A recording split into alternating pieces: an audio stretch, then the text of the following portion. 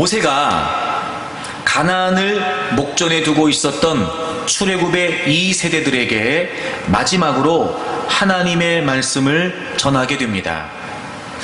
일명 고별 설교라고도 말하는데요, 그 3편의 고별 설교가 신명기에 담겨져 있습니다.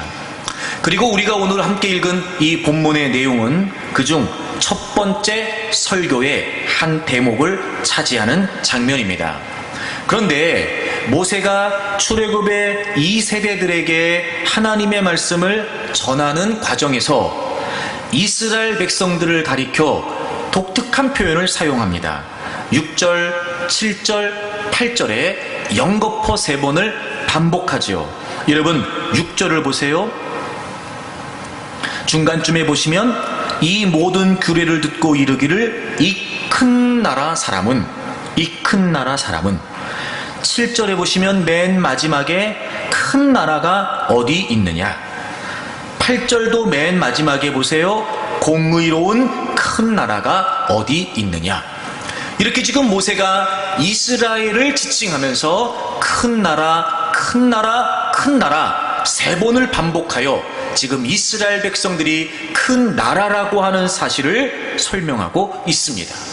물론 이것은 단순히 수적인 개념으로 크다는 의미가 아니라 그 이스라엘 민족이 갖고 있는 위대함을 일컫는 표현이었습니다.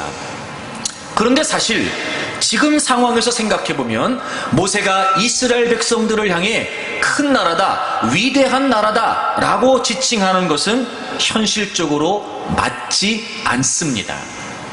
왜냐하면 지금 그들의 눈앞에 있는 가나안 족속에 비하여 이스라엘 백성들은 오히려 보잘것없고 오히려 연약한 민족이기 때문에 그렇습니다. 우리가 잘 알고 있는 것처럼 40여 년을 광야를 걸어왔습니다. 그렇기 때문에 가나안 땅이 하나님이 그들에게 약속하신 땅인 건 분명하지만 아직 차지하고 있는 건 아니었습니다. 다시 말해 지금 이스라엘은 영토를 갖고 있지 못합니다.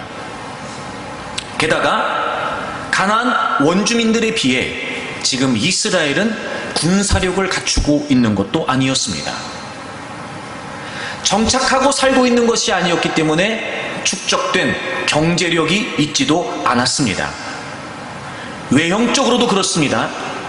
가나안의 견고한 성, 거대한 민족에 비하여 이스라엘은 그것을 물리치기가 불가능해 보일 만큼 아무것도 갖고 있지 못한 보잘것없는 모습이었습니다. 이렇게 여러 가지 모양으로 봤을 때 상대적으로 가나안에 비해 이스라엘이 위대하다고 여겨지지는 않습니다. 그럼에도 불구하고 지금 모세는 이스라엘을 가리키면서 그들이 위대한 민족이다, 큰 나라라고 가리키고 있습니다. 그 이유가 무엇일까요? 비록 수적으로는 적을 수 있습니다.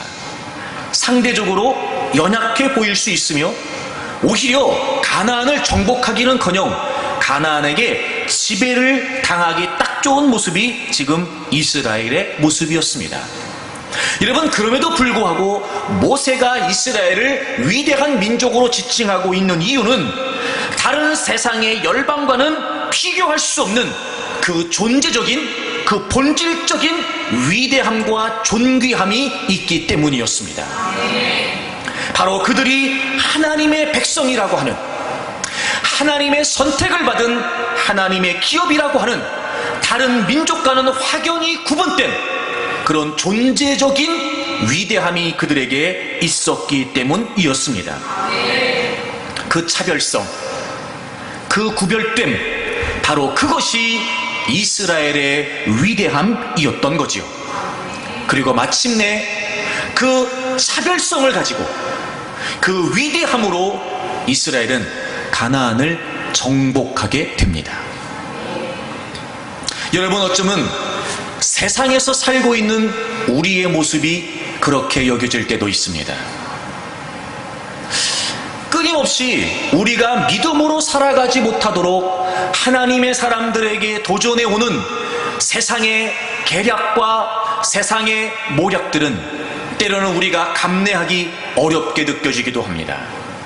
집요하게 우리를 쫓아오는 그 다양한 많은 유혹과 도전들은 여러분 우리가 감당하기 버겁다고 느껴지기도 합니다. 그래서 때로는 우리가 세상 앞에 맞서기에 무력해 보이기도 하고, 과연 우리가 세상에 맞서 싸울 수 있으며 세상을 하나님의 이름으로 정복해낼 수 있을까 의구심이 들 만큼 우리가 연약하게 보이는 것 또한 사실입니다. 하지만 여러분, 그럼에도 불구하고 세상과는 존재적으로 구별된 우리는 하나님의 백성으로서의 위대함이 있습니다.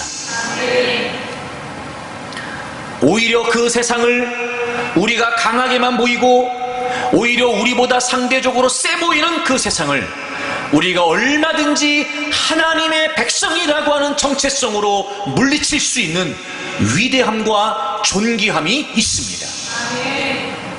그러므로 여러분, 우리는 어떤 세상의 삶의 상황과 형편 가운데서도 나는 하나님의 위대한 백성이라고 하는 사실을 놓쳐서는 안 됩니다.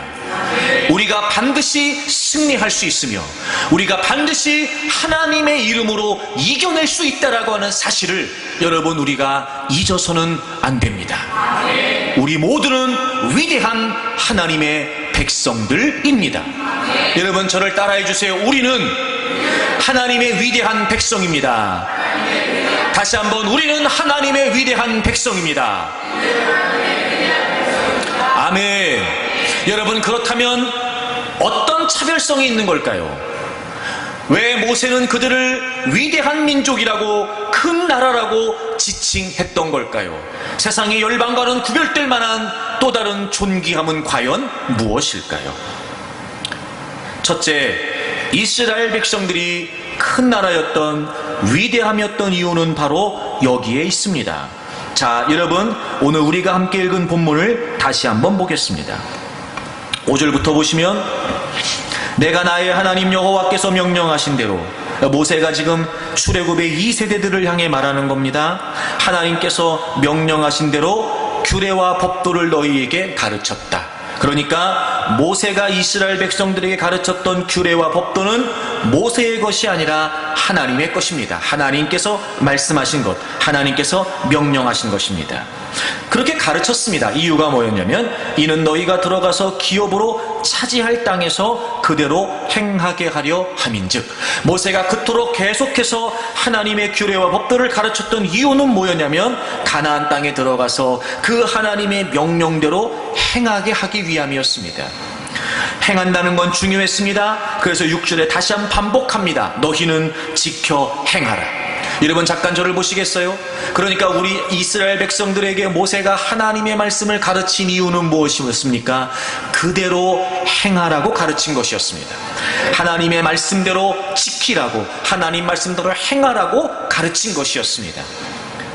그리고 이것이 이렇게 표현되는 거 보면, 모세가 그들에게 가르쳤던 하나님의 말씀대로 행하는 것, 그렇지요? 모세가 그들에게 가르쳤던 하나님의 말씀대로 행하는 것, 이것이 여러 민족 앞에서, 작게는 가나안 민족, 또 여러분 넓게는 세상의 모든 열방들이겠죠. 그 여러 민족 앞에서 너희의 지혜가 되고 너희의 지식이 된다는 겁니다. 여러분, 여기서 설명하는 지혜와 지식이라고 하는 건 고대 근동 사회에서 사회적으로, 정치적으로 다양한 많은 그런 분야의 삶에 있어서 최고의 가치를 이루는 요소를 의미합니다. 지혜다, 지식이라고 하는 말은 인생에 있어서, 그들 고대 근동 사회에 있어서 최고의 가치를 갖는 것들을 표현하는 의미였습니다. 이런 의미죠. 하나님이 그들에게 모세를 통하여 하나님의 말씀을 가르쳐 주셨습니다. 그들은 이제 그 하나님의 말씀으로 행해야 했습니다. 그 하나님 말씀대로 행하는 그것이 다른 열방들 앞에서 최고의 지혜가 되고 최고의 지식이 된다는 겁니다. 그리고 그들 역시 인정한다는 거지요. 이 큰 나라 사람은, 그들이 이스라엘 민족을 향해 너희들은 큰 나라다, 너희들은 위대한 나라다 라고 인정하게 된다는 겁니다. 과연 지혜와 지식이 있는 백성이로다, 이렇게 말이죠. 그러니까 지금 모세가 그들을 큰 나라라고 지칭하는 이유는 다른 데 있지 않았습니다. 가나안의 족속들과 부딪히면서 가나안의 족속들과 정복 전쟁을 하면서 또 그들과 함께 살아가는 과정에 아마 다양한 많은 그동안 광야 생활을 하면서 겪어보지 못했던 다양한 많은 믿음의 도전들을 이스라엘 백성들은 받아야 했을 겁니다. 그럼에도 불구하고 이스라엘 민족이 그 속에서 큰 민족으로 우뚝 설 수 있는 이유는 무엇이냐? 바로 다른 민족이 보기에도 놀랄만한, 다른 민족들이 보기에도 인정할 만한 지혜와 지식이 되는 하나님의 말씀을 그들이 받았기 때문이에요. 아멘. 여러분, 이스라엘 민족이 위대한 민족이었던 첫 번째 이유, 다른 민족들과 구별되는 첫 번째 이유가 뭐냐? 바로 그들에게는 하나님의 말씀이 주어졌다는 겁니다. 그것이 바로 차별점이었습니다. 그것이 바로 구분된 점이었습니다. 그것이 바로 이스라엘 백성들이 존재적으로 본질적으로 다른 민족보다 우월했던 이유였습니다. 바로 하나님의 말씀날입니다. 그들에게 주었던 하나님의 규례, 하나님의 명령, 이제 그들은 그것대로 행하기만 하면 됐습니다. 다른 걱정을 할 것이 없었습니다. 다른 고민을 할 것이 없었습니다. 그들에게는 다른 어떤 선택과 결정을 할 이유가 없었습니다. 그저 지금까지 모세를 통해 가르쳐 주셨던 하나님의 말씀을 붙들고 그 말씀대로, 가르쳐 주신 하나님의 말씀대로 행하기만 하면 다른 사람들이 보기에도 너희들은 정말 위대한 민족이구나 라고 그렇게 일컬어질 만큼 그들에게는 존귀함이 되었던 겁니다. 사랑하는 여러분, 그렇습니다. 우리가 세상에 맞설 수 있는 위대함이, 우리가 세상에 맞설 수 있는 강함이, 우리가 세상과 구별되는 존귀함이 어디에 있습니까? 바로 우리는 하나님의 백성으로서 하나님의 말씀이 우리에게 주어졌다는 것입니다. 여러분, 이 당시에 말입니다, 하나님의 명령이 주어진 것은 유독 이스라엘 민족들에게만 주어졌습니다. 다른 민족들에게는 하나님의 율법이 주어지지 않았습니다. 그러므로 유독 그들에게만 하나님의 말씀이 주어졌다는 건 무슨 말입니까? 그것은 그 하나님의 율법을 통해, 하나님의 약속을 통해 그들과 하나님의 관계가 맺어졌다는 것입니다. 다른 민족들과 구별될 만큼, 다른 민족들은 갖고 있지 못한, 어쩌면 여러분, 그들에게 하나님의 말씀이 주어졌다는 것은 그러므로 하나님이 그들에게 특권을 베풀어 주신 것이었습니다. 다른 민족에겐 율법을 주시지 않았거든요. 다른 민족에겐 하나님의 약속을 주시지 않았거든요. 다른 민족과는 내가 너희의 하나님이다, 너희가 내 백성이다, 이렇게 말씀하신 적이 없었거든요. 그렇습니다, 여러분. 우리가 이 땅에서 하나님을 믿는 하나님의 백성으로서 믿음을 지킨다는 건 쉽지 않습니다. 세상의 많은 도전들, 세상의 가치와 맞닥뜨려가면서 여러분, 우리가 믿음을 지킨다는 건 쉽지 않습니다. 그럼에도 불구하고 여러분, 우리에게 주어진 위대성은 어떤 물리적인 능력이나 힘에 있는 것이 아닙니다. 우리가 늘 바라보고 때로는 우리가 원하는 그런 세상의 도구적인 수단을 갖는다고 우리가 위대해지는 것이 아닙니다. 여러분, 우리 성도들에게 주어진, 하나님의 사람들에게 주어진 진정한 위대함은 바로 우리에게 하나님의 말씀이 주어졌다는 것입니다. 그리고 우리가 하나님의 말씀대로만 살려고 몸부림치게 되면, 우리가 하나님의 말씀을 따라 하나님의 말씀대로 우리가 하나님의 말씀으로 살아가게 되면 세상에서도 깜짝 놀랄 만큼, 하나님의 백성들을 위대한 민족이라고 일컬을 만큼 그것이 우리에게 지혜와 지식이 된단 말입니다. 사랑하는 여러분, 그러니 이제 여러분에게 하나님의 말씀이 주어졌다는 사실을 확신하고 여러분이 삶의 자리에서, 세상의 자리에서 반드시 하나님의 말씀으로 살기로 결정하십시오. 그러면 그것이 바로 여러분이 하나님의 백성이라고 하는 증거가 될 것입니다. 세상 사람들은 깜짝 놀랄 만큼, 세상 사람들은 전혀 예상하지 못한 놀라운 하나님의 역사들이, 말씀을 순종하고 말씀에 순복하여 내가 하나님의 백성이라는 정체성을 가지고 하나님과 나 사이에 맺어진 이 아름다운 언약의 말씀을 붙들고 살아가게 된다면, 여러분, 세상에서도 거칠 것 없이 우리는 세상을 하나님의 이름으로 정복하며 살아가는 위대한 하나님의 백성이 되리라고 확신합니다. 그래서 여러분, 이 하나님의 말씀이 우리에게 주어졌다는 것, 그래서 우리가 하나님의 말씀대로 살아야 된다는 건요, 우리가 세상에서 믿음을 지켜낼 수 있는 유일한 생명이 됩니다. 자, 보세요. 하나님의 말씀대로 산다는 건 우리가 세상에서 믿음으로 사느냐, 그러니까 생명력 있는 믿음으로 사느냐, 죽은 믿음으로 사느냐를 가늠합니다.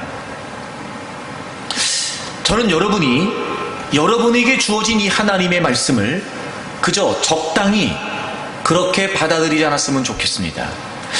여러분에게 있어서 적어도 하나님의 말씀이 여러분의 믿음의 생명을 좌우하는 가장 중요한 요소라고 하는 사실을 잊지 않기를 바랍니다.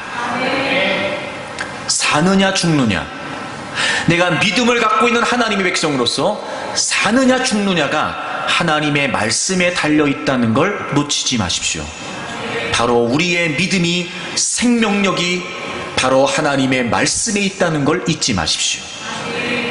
그래서 모세가 신명기 4장을 시작하면서 지금 이스라엘 백성들이 하나님의 말씀대로 사는 것이 그들의 생명을 좌우한다는 사실을 정확하게 설명해 주고 있습니다. 자, 여러분 4장 1절을 보세요. 이스라엘아, 이제 내가 너희에게 가르치는 규례와 법도를 듣고 준행하라. 여러분, 모세가 지금 신명기 4장에서 우리가 살펴본 것처럼 계속해서 강조하고 있는 게 뭐냐면요, 하나님의 말씀이 주어졌다는 것뿐만 아니라 하나님의 말씀에 관해 이야기할 때마다 지켜야 된다는 걸 얘기하고 있습니다. 준행하라, 지켜라, 그대로 행해라. 그치요? 지금 계속해서 하나님 말씀에 관해 언급하면서 뭘 강조하고 있지요? 지켜서 행하라는 거예요. 그러니까 우리가 늘 말씀을 얘기할 때마다 그건 뭘 의미하는 겁니까? 말씀대로 산다는 걸 의미하는 거예요. 그러니까 그걸 잊으시면 안 됩니다.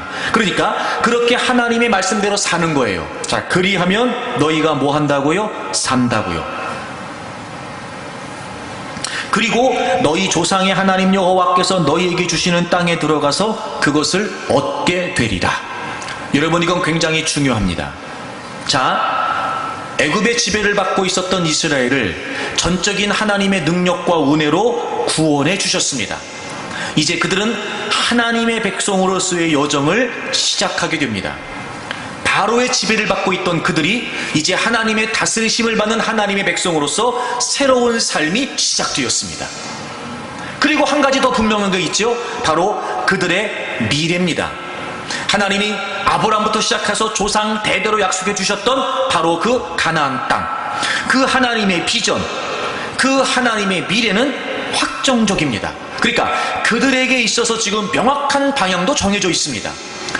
출애굽합니다. 이제 하나님 백성으로서 새로운 인생을 시작하는 그들에게 있어 미래는 확실했습니다. 방향이 명확했습니다. 바로 가나안이 정해져 있었습니다. 그런데 그렇게 새로운 삶이 시작된 그들에게 있어 가나안이라고 하는 확정된 방향은 있었으나 아직 이루어진 건 아니었습니다. 이제 그들은 그 하나님이 주신 분명한 비전, 확정된 비전을 향해 살아가야 되는데, 그 살아가는 과정, 아직 이루어지지 않는 미래를 향해서 살아가는 과정이 지금 뭐가 있는 거냐면 하나님의 말씀이 있는 거예요. 그리고 분명히 모세가 얘기합니다. 그 하나님의 말씀대로 준행해라. 그리하면 뭐 한다고요? 산다고요. 자, 여러분, 중요한데요.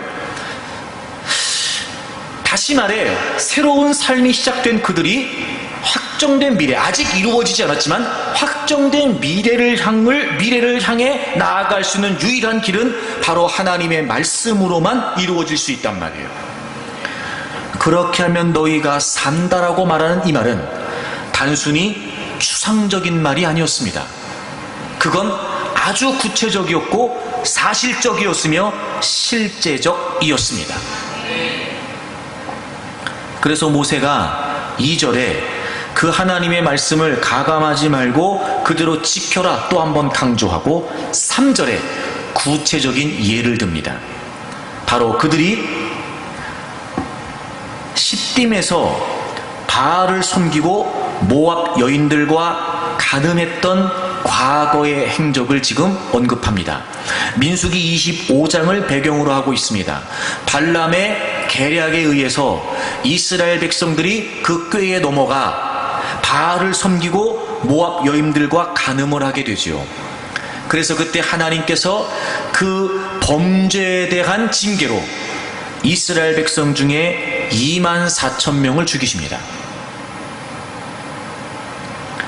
3절의 말씀이 바로 그 말씀입니다. 자, 1절에서 너희들은 하나님의 말씀, 내가 가르친 하나님의 말씀대로 살아야 된다. 그 말씀을 준행하면 너희는 산다. 그럼 그 말씀대로 준행하지 않으면 어떡하는 거죠? 죽는다는 거예요. 그리고 예를 듭니다. 실제로 그 말은 그저 추상적인 얘기를 하는 게 아니에요. 실제적인 얘기였습니다. 그래서 3절에서는 바로 민수기 25장을 배경으로 하는 시딤에서 있었던 일을 거론하는 겁니다. 하나님 말씀을 지켰으면, 우상 숭배를 하지 않았으면 죽을 일이 없어요. 근데 하나님은 분명히 말씀하셨음에도 불구하고 우상을 숭배하고 이방의 여인들과 간음을 했어요. 그것은 하나님 말씀을 지키지 않은 거였단 말이죠. 그래서 그들에게 어떤 결과가 주어졌습니까? 죽음이라고 하는 결과가 주어졌단 말이에요. 자, 그러니까 하나님 말씀대로 행하면 살아요.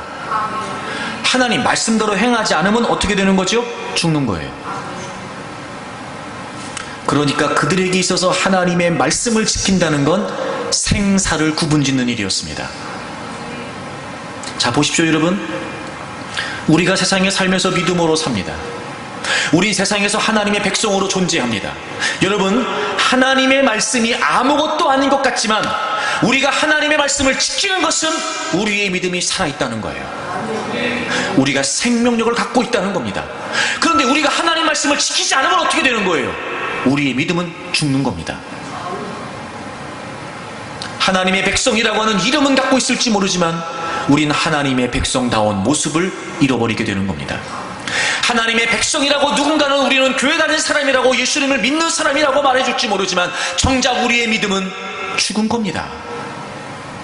우린 생명력을 상실하는 겁니다. 그러므로 여러분, 우리가 어떤 세상의 상황에서도 하나님의 말씀을 지킨다는 건 우리의 믿음의 생사가 달려있는 겁니다. 그러나 우리가 그럼에도 불구하고 하나님의 말씀을 붙들게 된다면 거센 도전이 있을 수 있습니다. 집요한 유혹이 있을 수도 있습니다. 끊임없이 우리가 믿음으로 살아내지 못하도록 원수마귀는 덤빌 것입니다. 그럼에도 불구하고 내가 하나님을 믿는 백성으로서 내게 주어진 하나님의 말씀을 따라 살기 위해 힘쓰게 되면 여러분, 우리는 생명력 있는 삶을 살 수 있게 된다는 거죠. 그것이 지혜가 되고 그것이 지식이 돼요. 여러분, 우리의 삶이 풍성한 생명의 삶으로 살아갈 수 있다는 겁니다. 우리에게 있어서 하나님 말씀은 이렇게 절대적이었습니다. 우리에게 있어서 하나님 말씀은 이렇게 중요한 것이었습니다. 그러면 이렇게 우상을 숭배하고 모압 여인들과 간음한 사람들은 왜 그랬던 걸까요? 그들에게는 하나님의 말씀이 전달되지 않았던 걸까요?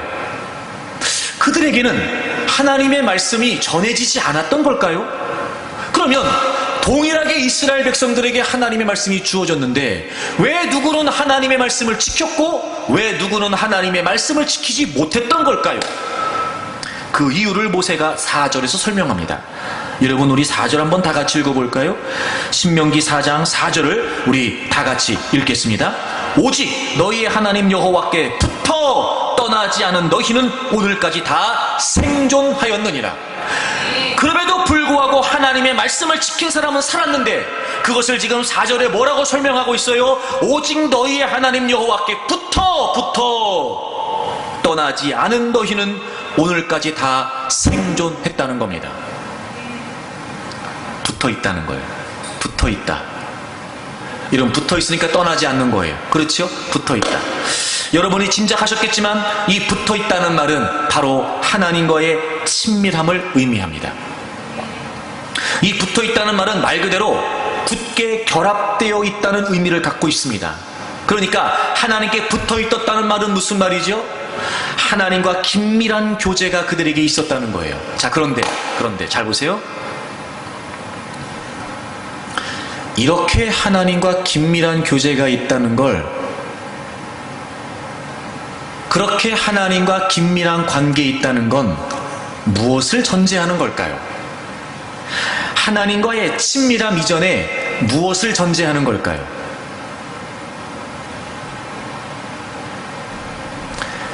하나님의 존재의 실제를 전제하는 거예요. 여러분 보십시오. 하나님께 붙어 있었다는 말은 무슨 말이냐면, 그런 중에도 하나님의 말씀을 지키기 위해 몸부림쳤던 자들은 하나님과의 긴밀한 관계에 있었다는 건 무슨 말이냐? 그 관계 이전에, 붙어있기 이전에 뭐가 분명해야 돼요? 하나님이 실제 하는 분이라는 사실이 분명해야 됩니다. 그래야 관계가 형성되죠. 그래야 친밀함이 있는 거예요. 대상이 분명해야, 하나님이라고 하는 그 존재의 실제가 분명해야 그분과 친밀한 관계를 맺을 수가 있는 거였습니다. 물론 이 붙어있다라고 하는 말은 하나님과의 긴밀함을 말합니다. 맞습니다. 하나님과의 친밀함 맞죠. 근데 그 이전에 그들이 하나님 말씀에 붙어있었다는 건 뭐예요? 하나님 그분의 존재의 실제를 분명히 했다는 겁니다. 그래서 여러분, 하나님의 말씀을 지킨다는 건 사실 말씀하신 하나님을 분명히 해야 가능한 일입니다. 그래서 모세가 또 설명을 해요. 참, 저는 성경을 이런 거 볼 때마다 이런 게 난 신기한 거예요. 어쩌면 이렇게 우리가 엉뚱한 생각을 하지 않도록 친절하게 이 내용 속에 그 얘기를 다 담아내고 있을까? 10절을 보겠습니다. 9절부터 보죠. 오직 너는 스스로 삼가며 내 마음을 힘써 지키라. 그리하여 내가 눈으로 본 그 일을 잊어버리지 말아라. 지금 모세가 하나님 말씀을 그들이 지켜야 된다. 그들에게 주어진 하나님의 말씀이 그들의 위대함이다라고 말하면서 그들에게 가르쳤던 하나님 말씀을 지키도록 지금 권면하면서 그것이 생명이다라고 권면하면서 10절에 무슨 이야기를 이제 시작하려고 하는 건지 9절에 그 일을 잊어버리지 말라는 거예요. 그러니까 과거의 어떤 사건을 지금 또다시 얘기하는 겁니다. 그러면서 그걸 바로 잊어버리지 말라는 겁니다. 그리고 10절이 이렇게 설명합니다. 네가 호렙산에서 네 하나님 여호와 앞에 섰던 날에 여호와께서 내게 이르시기를 나에게 백성을 모으라. 내가 그들에게 내 말을 들려주어 그들이 세상에 사는 날 동안 나를 경외함을 배우게 하며 그 자녀에게 가르치게 하리라 하시매. 바로 출애굽기 20장을 배경으로 하는 얘기입니다. 하나님께서 모세에게 말씀하셨어요. 야, 이스라엘 백성들을 다 모아. 내가 그들 가운데 임할 거다. 그리고 내가 그들에게 말할 거야. 다 모아라. 그래서 모세가 이스라엘 백성들을 향해 이틀을 준비하게 합니다. 그리고 3일째 되는 날 하나님이 그들의 진영 가운데 임재하세요. 그래서 이스라엘 백성들은 11절 하나님 앞으로 다 나와서 산 밑에서 하나님의 임재를 경험합니다. 불이 붙었습니다. 불길이 충천했습니다. 어둠과 구름과 흑암이 덮여 있었습니다. 사실 하나님의 형상을 그들이 육안으로 확인할 수는 없었습니다. 하지만 하나님의 임재를 상징하는 현상이 나타났습니다. 그들은 이틀 동안 하나님의 임재를 준비하고 있었고 3일째 되는 날 하나님이 그들에게 임하셨습니다. 어떻게요? 불길로, 구름으로, 흑암으로.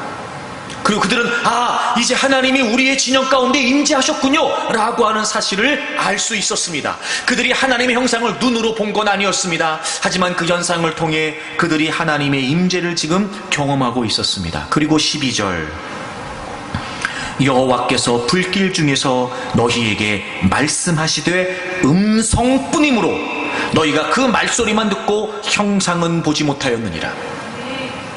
그들은 이미 오래전부터 하나님이 살아계시다는 사실을 알고 있었습니다. 그들은 하나님의 존재를 알고 있었습니다. 그들은 하나님의 임재, 하나님을 만나기 위해 이틀을 준비했습니다.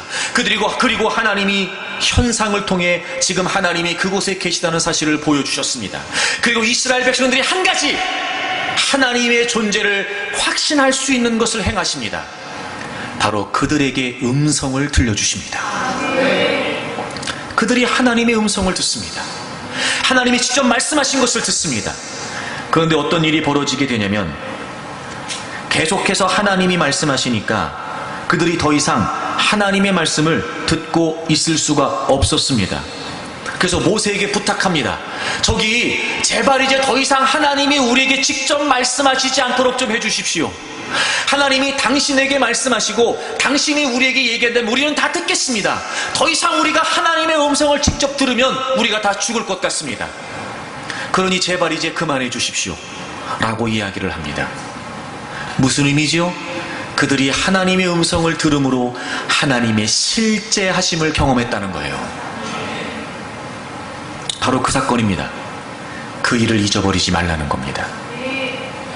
하나님의 말씀 따라 하나님의 말씀을 지키며 사는 사람들은 다 살았습니다. 그걸 뭐라고 표현했다고요? 붙어 있다고요. 그리고 모세가 역시나 너희들에게 있어 하나님의 말씀은 생사를 가르는 아주 중요한 실제적인 말씀이기 때문에 너희들은 이제부터 하나님 말씀을 지켜야 된다고 지금 강조하고 있습니다. 그러면서 얘기합니다. 그날을 잊지 말아라. 그날을. 너희들이 하나님의 음성을 직접 들으면서 하나님의 존재를 확인했던, 하나님의 실제 앞에 너희들이 벌벌 떨었던, 그래서 너희들이 하나님을 경외할 수밖에 없었던 바로 그날의 일을 잊어버리지 말라는 겁니다. 여러분, 하나님의 말씀을 통해 하나님과 가깝다는 거, 하나님과 친밀한 관계에 있어야 된다는 거, 하나님과 긴밀한 교제에 있어야 된다는 거, 그 하나님의 연합 속에 있어야 된다는 거, 무엇을 전제하는 겁니까? 하나님의 존재의 실제하심을 확신하는 겁니다. 지금 이렇게 자세하게 모세가 설명하는 이유가 뭘까요? 가나안에 들어가서 이스라엘에게 어떤 도전이 있을 것이라는 것을 알고 있었기 때문이에요. 이제 가나안을 정복하는 그 정복 전쟁 가운데 얼마나 그들이 하나님을 믿는 믿음을 포기할 수밖에 없는지, 하나님을 믿는 그 신뢰가 얼마나 의심될 수밖에 없는지를 모세가 알고 있었기 때문에 지금 가나안을 목전에 두고 있었던 출애굽의 2세대에게 너희들은 위대한 민족이다라고 말하면서 그들이 갖고 있는 위대함, 그 하나님의 말씀을 통해 살아계신 하나님을 신뢰하는 그 믿음이 허물어지지 않도록, 비록 눈에 보이는 건 상대적으로 가나안 족속에 비해 보잘것없어 보일 수 있고, 가나안 족속들이 쌓아놓은 견고한 성은 그들에게 굉장히 난공불락이라고 불가능으로 여겨질 수밖에 없는 상황인 게 분명하지만, 그럼에도 불구하고 지금까지 내가 너희들이 가르쳤던 것처럼 너희들이 다른 민족과 다른 그 위대함, 하나님의 말씀을 붙들고 살라는 걸 가르치고 있는 겁니다. 사랑하는 여러분, 우리가 세상에 사는 건 만만치 않습니다. 내가 신앙생활을 괜히 시작한 걸까? 믿음으로 사는 것이 이렇게 어려운 일이었을까? 내가 믿음을 지킨다는 게 이렇게 힘든 일이었는가? 적당히 타협해 가면서 주어지는 상황 따라 이렇게 저렇게 살 수 있는데, 그럭저럭 좋은 게 좋은 거라고 적당히 살 수 있는데 믿음으로 사는 것이 이렇게 부딪히는 일이었을까? 내가 계속해서 믿음으로 살아야 되는가? 이렇게 힘든 상황에서도 내가 믿음을 걸어내야 되는가? 내가 이렇게 힘겨운 상황에서도 하나님의 백성이라는 걸 내가 유지해야 되는가? 때로는 여러분, 우리의 믿음이 의심되고 심지어 하나님의 존재 자체가 의심되는 그런 상황이에요. 우리가 믿음으로 사는 건 쉽지 않습니다. 하지만 여러분, 잊지 마십시오. 우리를 죄와 사망의 권세에서 구원하시고 우리를 당신의 백성 삼으신 하나님께서 하나님의 백성들에게만 주시는 존재적인 위대함, 바로 지식과 지혜가 되는 하나님의 말씀이 우리에게 주어졌다는 것 말입니다. 그리고 그 말씀을 통해 우리는 하나님의 실제하심을 확신할 수 있습니다. 단순한 체험이 아닙니다. 신비가 아닙니다. 감정이 아닙니다. 우리는 그 누구도 육안으로 하나님을 볼 수 없습니다. 우리는 그 누구도 우리의 육안으로 하나님을 확인할 수 없습니다. 그러나 하나님이 우리에게 하나님의 말씀을 주셨습니다.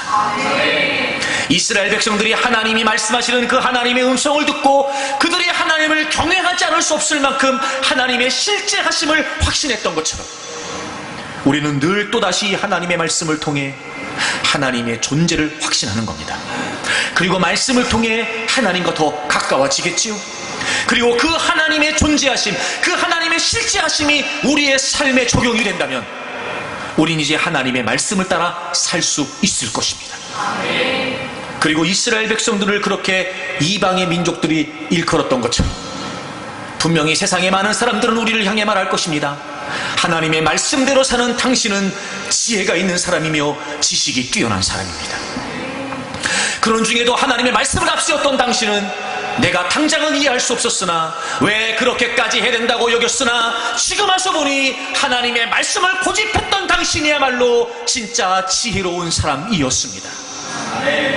이렇게 하나님의 말씀을 붙들고 사는 것이, 하나님의 말씀대로 사는 것이 우리에게 진정한 능력이 되고 우리에게 진정한 지혜가 되리라고 확신합니다. 그러므로 여러분이 세상에 뒤섞여 살아가는 가운데 때로는 내가 하나님의 백성이라고 하는 거룩한 정체성을 잃어버릴 수도 있으나 놓치지 마십시오. 나는 하나님의 위대한 백성입니다. 나에게는 하나님의 말씀이 주어져 있습니다. 답이 없다고 여겨지고 피할 길이 없다고 여겨지고 도무지 더 이상 나아갈 수 있는 방법이 없다고 여겨지는 그 상황에서도 우리에게 진정한 지혜와 지식이 되는 하나님의 말씀이 우리에게 주어졌다는 사실을 놓치지 마십시오. 어려울 수 있습니다. 많은 사람들의 지지를 받지 못할 수도 있습니다. 때로는 여러분 말씀을 거론하기조차 힘겨운 상황일 수도 있습니다. 그럼에도 불구하고 여러분에게 주어진 하나님의 말씀을 앞세워 하나님의 말씀을 지키기로 결단하고 한 걸음 한 걸음 내딛게 되면 막혔던 길로 열릴 것입니다. 무거웠던 짐도 벗어질 것입니다. 안 보였던 미래도 보일 것입니다. 그러니 여러분 하나님의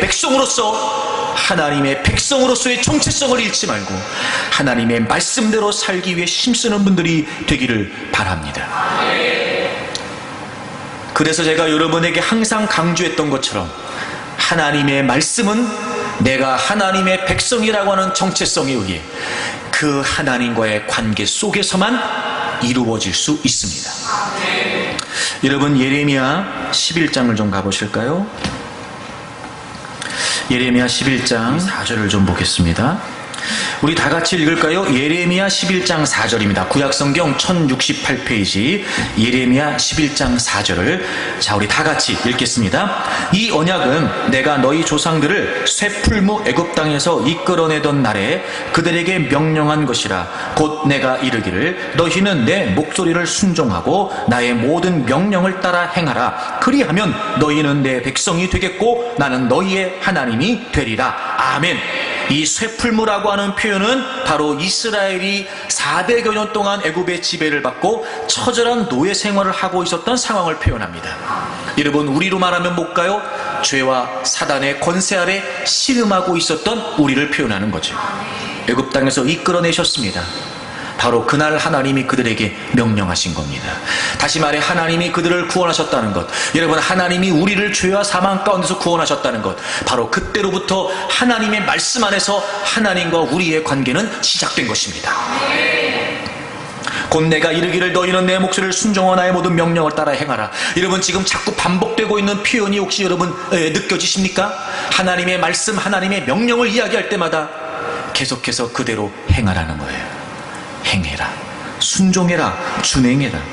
내가 그들에게 명령한 것이다. 너희는 내 목소리를 뭐 하라고요? 순종하라고요. 그 명령을 따라 뭐 하라고요? 행하라고요. 그리하면 너희는 내 백성이 되겠고 나는 너희의 하나님이 되리라. 자, 이런 겁니다. 하나님이 그들을 애굽에서부터 건져주셨습니다. 자, 이제부터 그들은 하나님의 백성입니다. 어떻게 합니까? 어떻게 하나님이 그들의 하나님이시고 어떻게 그들이 하나님의 백성이라는 걸 알 수 있습니까? 그들은 하나님의 말씀대로 삽니다. 다른 이방 민족들은 하나님의 말씀이 주어지지 않았죠. 그러므로 그들은 하나님 말씀대로 살지 않습니다. 하지만 이스라엘은 하나님이 전적으로 그들을 구원해 주셨고 그리고 그들에게 하나님 말씀을 주셨으며 그들에게 주어진 말씀은 단순히 추상적인 관념적인 의미가 아니라 그들의 생사를 가늠하는 실제적인 하나님의 말씀이었기 때문에 그들은 모든 삶의 현장에서 하나님 말씀대로 삽니다. 남들이 보기 어떨까요? 하나님의 말씀대로 사는 그들이 하나님의 백성인 겁니다. 그래서 그들은 하나님의 백성이고 말씀하신 하나님은 그들의 하나님이 되시는 거죠. 우리가 그렇습니다, 여러분. 우리가 구원받은 하나님 백성입니다. 만약에 예를 들어서 우리가 예수님을 믿고 구원받은 하나님의 백성이 되자마자 안 되던 사업이 갑자기 막 잘 되기 시작하고 복권이 막 맞고 대박이 터지고 그렇다면 야, 저 사람들 예수 믿고 역시 예수님 믿는 사람답네 라고 할 텐데 여러분 우리가 예수님을 믿어도 달라지는 게 없어요. 굉장히 공감하는 표정이십니다. 예수님을 믿어도 외적인 변화가 없는 것 같아요. 난 예수님을 믿어요. 예배를 드려요. 말씀을 듣고 기도를 해요. 근데 이놈의 성질이 안 바뀌어요. 남들은 그래요. 야, 너는 교회 다니는 사람들이 왜 그러냐? 이렇게 말입니다. 내가 예수님을 믿고 구원받은 하나님의 백성이라고 하는 그 뭔가가 없는 것 같아요. 내 믿음도 의심돼요. 하나님도 의심돼요. 여러분, 우리가 지금 뭘 놓치고 있는 거죠? 하나님의 말씀을 놓치고 있는 거예요. 하나님을 믿지 않는, 예수 그리스도를 통해 하나님을 믿지 않는 그들에게는 하나님 말씀이 주어지지 않았어요. 이 약속은, 이 하나님의 아름다운 약속은, 반드시 성취되는 이 분명한 약속은 예수 그리스도 안에서 하나님을 믿는 우리에게만 주어진 약속이에요. 그러니까 우리는 이 약속을 믿어요. 나를 죄에서, 그 사망의 권세에서, 쇠풀목 가운데서 건져주신 은혜의 하나님이 주신 말씀이기에 나는 이 말씀을 믿어요. 그러니까 나는 이 말씀대로 살아요. 그래서 이 말씀 안에서 하나님이 나의 하나님이라고 하는 사실을 확인해요. 내가 하나님의 말씀대로 행함으로 하나님은 또 삶의 현장에서 내가 하나님의 백성이라고 하는 사실을 증명해 주세요. 우리가 지금 말씀을 놓치고 있는 거예요. 그러니까 내가 하나님을 믿는다는 것도 잃어버려요. 하나님이 나의 하나님이라고 하는 자신도 없어요. 그러니 우린 세상에 당당하지 못합니다. 그들이 당당해하고 있는 것처럼 우리도 그 무언가를 가져야 될 것 같아요. 그들이 그것이 당당함이라고 말하는 것처럼 우리도 또 물리적인 가치를 쥐고 있어야 될 것 같아요. 그래야 그들 앞에 떳떳할 것 같아요. 여러분, 그렇지 않습니다. 우리가 지금 하나님의 말씀이라고 하는 하나님의 백성으로서의 존재의 본질을 지금 잃어버리고 있는 탓입니다. 그게 자존감이 아니에요. 그게 정체성이 아닙니다. 그게 우리의 힘이 아닙니다. 우리는 그들과 다릅니다. 바로 하나님의 약속의 말씀이 우리에게 주어졌습니다. 그러므로 우리는 말씀대로 살면 됩니다. 그러므로 우리는 늘 하나님의 말씀대로 행하려고 하면 됩니다. 제가 그런 말씀 드렸는데, 부족함과 불손함은 다르다고요. 우리가 어떻게 하나님 말씀 완벽하게 지킬 수 있겠습니까? 우린 늘 하나님 말씀 앞에 부족합니다. 하지만 하나님의 말씀이 어떤 의미인지를 깨닫고 하나님의 말씀에 우리의 온 마음과 온 존재를 다 드리지 않는다면 그런 불손한 태도는 우리에게 맞지 않습니다. 부족합니다. 어쩌면 그렇기 때문에 우리는 더 하나님의 말씀에 우리의 존재를, 우리의 심혈을 기울여야 되는지도 모르지요. 부족하니까요. 내가 하나님의 말씀 안에 하나님의 존재를 확신하고 하나님의 말씀 안에 내가 하나님과 가까워져야 되는데 우린 하나님의 말씀대로 살기에 너무도 연약하니까요. 하지만 그렇기 때문에 우리는 더 하나님의 말씀을 향한 태도를 고쳐야 됩니다. 그럼에도 불구하고 어떻게 하면 내가 더 하나님의 말씀을 따라 살 수 있을까? 나의 부족함은 부정할 수 없으나 그럼에도 불구하고 어떻게 하면 내가 하나님의 말씀을 따라 세상을 거슬러서라도 살아낼 수 있을까? 부족함을 부족함으로 말하려고 하지 말고 어떻게 하면 내가 그 부족함을 좀 극복해낼 수 있을까? 더 간절하고 더 애절하고 더 진실된 마음으로 하나님 말씀을 대하고 하나님 말씀을 듣고 하나님 말씀을 지키기 위해 의지적으로 우리가 힘써야 되는 것은 아닐까요? 그럴 때 우리가 하나님의 백성이라고 하는 사실이 드러나게 되는 겁니다. 하나님은 분명히 약속하셨습니다. 너희들이 이 말씀대로 살아라. 너희들이 이 명령대로 준행해라, 순종해라. 그러면 내가 너희의 하나님이 되고 너희는 내 백성이 될 것이다. 다른 사람들이 보고 깜짝 놀랄 만큼 역시 하나님을 믿는 사람들은 다르군요. 역시 하나님의 말씀대로 행한다는 건 다른 뜻이었군요. 다른 의미였군요. 그리고 그들은 그것이 지혜가 되고 그것이 지식이 된다는 사실을 그들의 삶의 현장에서도 인정하게 될 것입니다. 그런데 여러분, 이스라엘 백성들은 점점 하나님의 말씀을 놓치기 시작합니다. 우리가 그랬던 것처럼 말이죠. 자, 보세요. 하나님의 말씀으로 하나님의 백성으로서 살아간다는 것은 무엇보다 근본적으로 하나님의 존재의 실제를 믿는 거죠. 자, 그러면 여러분, 하나님의 말씀에서 떠나는 건 무슨 의미일까요? 그건 바로 하나님을 등지는 거예요. 예레미야 7장을 찾아보겠습니다. 22절부터 보시면, 예레미야 7장 22절부터 보시면, 사실은 내가 너희 조상들을 애굽 땅에서 인도하여 낸 날에 번제나 희생에 대하여 말하지 아니하며 명령하지 아니하고. 여러분, 이게 무슨 의미냐면 하나님이 그들에게 하나님의 말씀을 주셨을 때 말입니다. 그건 단순히 번제나 희생, 즉 형식적인 의미에서 지키라고 하신 게 아니었단 말이에요.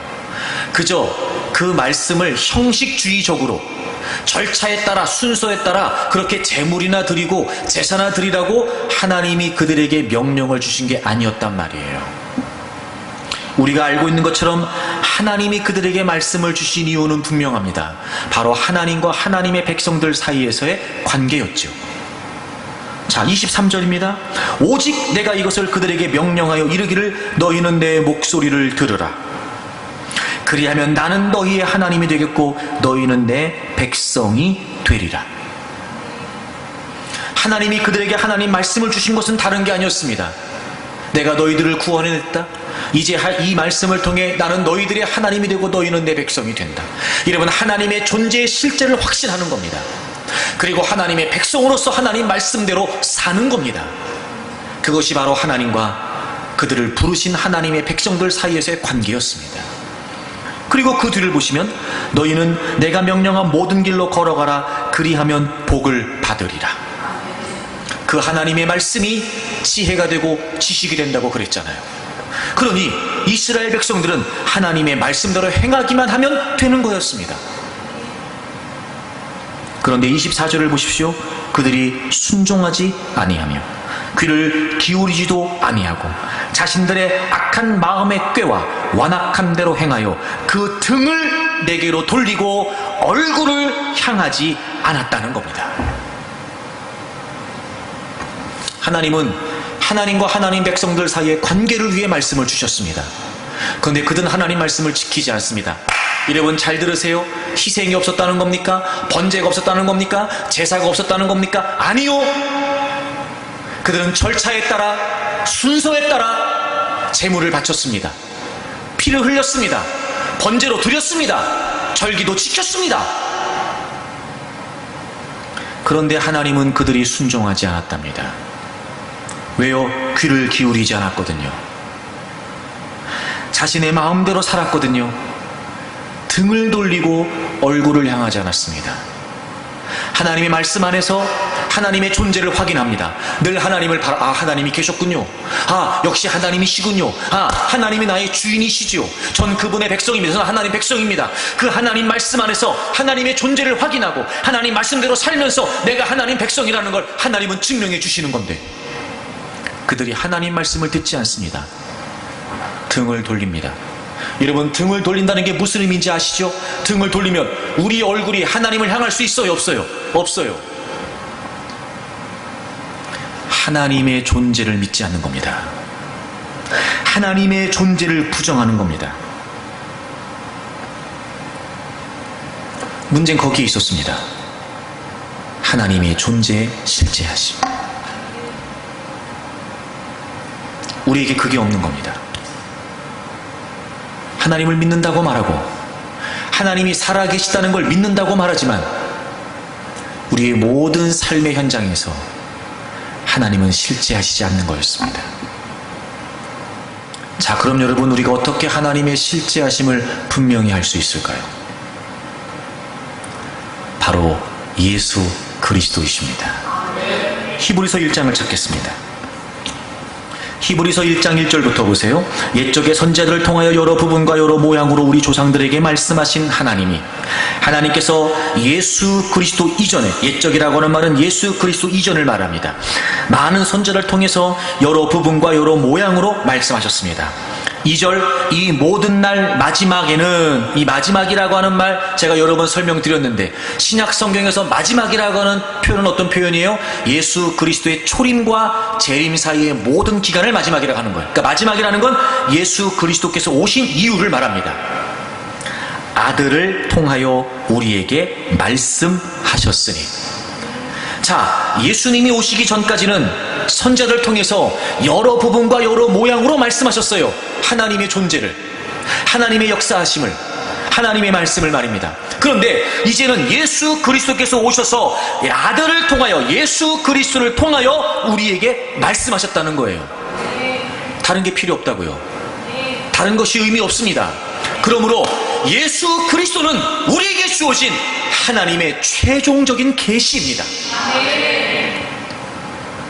그리고 요한복음 1장 14절에 말씀이 육신이 되어 우리 가운데 오셨다 그랬어요.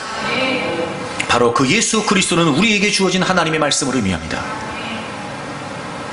여러분, 우리가 하나님을 확실히 알 수 있는 건 예수 그리스도입니다. 나의 죄를 위해 죽으시고 부활하신 바로 그 예수 그리스도 말입니다. 실제로 우리를 위해 이 땅에 오신 하나님의 형상이신 예수 그리스도, 우리가 그분을 믿음으로 우리 안에 회복된 하나님의 형상이 이루어지게 되었지요. 그리고 이제 우리는 우리 가운데 오신 바로 말씀이신 그 예수 그리스도를 통하여 하나님을 더 분명히, 하나님을 더 확실히, 하나님을 더 선명히 할 수 있는 것입니다. 예수 그리스도. 그래서 여러분, 예수 그리스도가 분명하지 않으면 하나님을 믿는 거 아닙니다. 예수 그리스도가 우리의 유일한 중보자이시고, 예수 그리스도가 우리가 하나님께로 나아갈 수 있는 유일한 길과 진리라고 하는 사실이 분명하지 않으면 여러분, 우리는 하나님을 믿는 것이 아닙니다. 그러므로 잊지 마십시오. 지금 여러분에게 예수 그리스도가 분명하십니까? 왜 우리가 자꾸 하나님을 의심하는 걸까요? 왜 우리가 자꾸 하나님을 믿는 믿음이 흔들리는 걸까요? 여러분, 우리가 지금 십자가를 잃어버리고 있는 겁니다.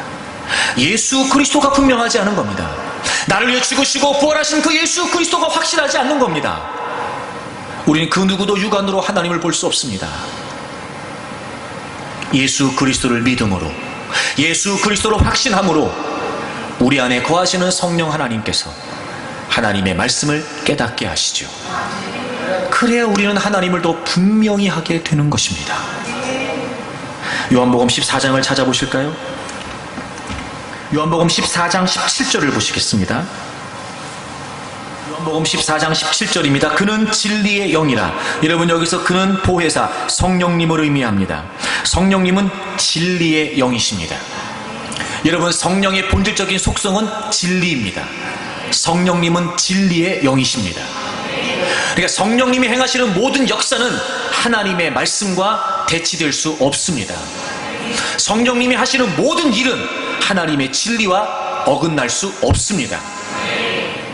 반드시 우리는 성령님에 관해 이야기할 때마다 진리를 얘기해야 됩니다. 성령님은 진리의 영이십니다.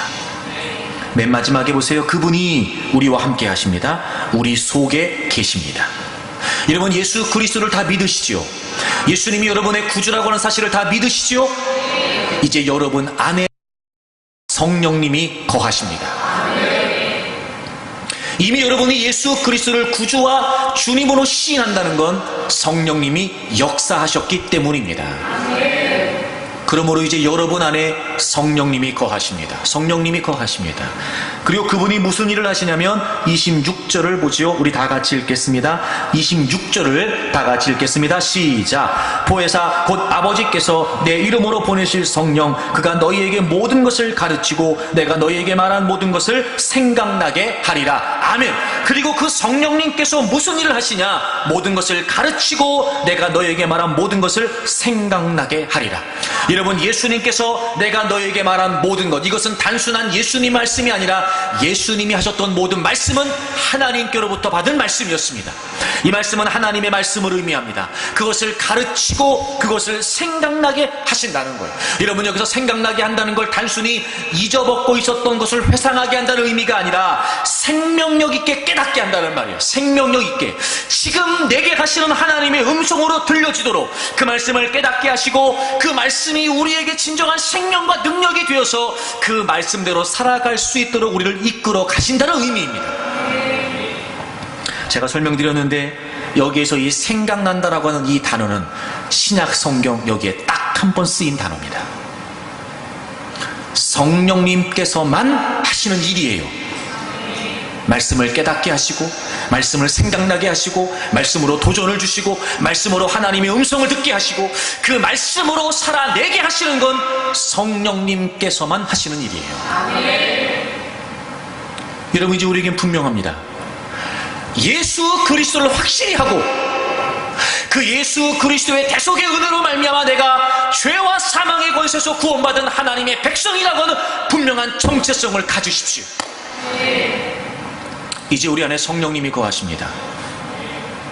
그러므로 우리는 이제 말씀을 깨달을 수 있습니다. 늘 하나님의 말씀을 통해 하나님을 확신할 수 있고, 그 하나님의 말씀 안에서 내가 하나님의 백성이라는 사실을 확인할 수 있습니다. 그렇게 성령님 안에서 우리가 분명한 하나님과의 관계를 말씀으로 이어갈 수 있다면 그것이 힘이 되어 우리는 하나님의 말씀을 지킬 수 있습니다. 그리고 그 하나님의 말씀에 순종하는 우리의 삶은 세상에서도 깜짝 놀랄 만한 지혜와 지식이 되는 것입니다. 그것이 우리의 존귀함입니다. 그것이 예수님을 믿지 않는 세상 사람들과 구별된 우리의 위대함입니다. 여러분이 거룩한 자존감을 잊지 마십시오. 이 분명한 복음의 정체성을 잃어버리지 마십시오. 여러분, 세상에 당당할 수 있는 것, 세상에 떳떳할 수 있는 것, 세상에 맞설 수 있는 것, 우리가 어떤 도구적인 수단을 주는 것이 아닙니다. 이미 예수 그리스도를 믿음으로 하나님의 백성된 우리에게 하나님은 하나님의 말씀이라고 하는 위대함을 우리에게 주셨습니다. 그러니 여러분, 이제 주저하지 마십시오. 혹시라도 여러분이 주저앉아 있었다면 다시 하나님의 말씀을 통해 일어나십시오. 때로는 하나님 말씀대로 순종한다는 것이 버거울 것입니다. 내가 과연 하나님 말씀대로 산다고요 내 인생이 보장될 수 있을까? 우리 눈에 보여지는 삶의 현실은 점점 더 우리를 의심하게 만들 것입니다. 야, 이렇게 말씀대로 살다가 내가 망하는 거 아닌가? 어떻게 하나님 말씀대로 살면서 내 인생을 살아갈 수 있을까? 내가 지금 하나님 말씀대로 산다고요 내 인생에 어떤 미래가 보장되어 있을까? 우리도 의심이 될 만큼, 궁극적으로 우리의 믿음이 흔들릴 만큼 여러분, 세상은 우리에게 집요하게 도전해 올 것입니다. 하지만 여러분, 그럴 때마다 흔들리지 마십시오. 여러분, 그럴 때마다 요동치지 마십시오. 예수 그리스도를 분명히 하고 여러분에게 주어진 약속의 하나님의 말씀을 붙드십시오. 그리고 이 하나님의 말씀대로 행하는 것이 우리에게 위대함이 된다는 걸 확신하십시오. 그래서 여러분이 이 세상에 살아가는 동안 하나님의 말씀을 부여잡고 하나님의 말씀 안에서 하나님의 말씀을 순종해내므로 위대한 하나님의 백성으로 살기를 바랍니다. 모든 사람들이 인정할 만큼, 모든 사람들이 부러워할 만큼 역시 하나님의 말씀을 고집했던 당신들, 역시 하나님의 말씀을 통해 타협하지 않았던 당신들, 역시 하나님의 말씀으로 좁고 협착한 길을 걸었던 당신들, 그것이 지혜였고 그것이 지식이었습니다 라고 모든 사람들이 인정할 수 있도록 하나님의 말씀을 따라 사는 하나님의 백성들이 되기를 축복합니다.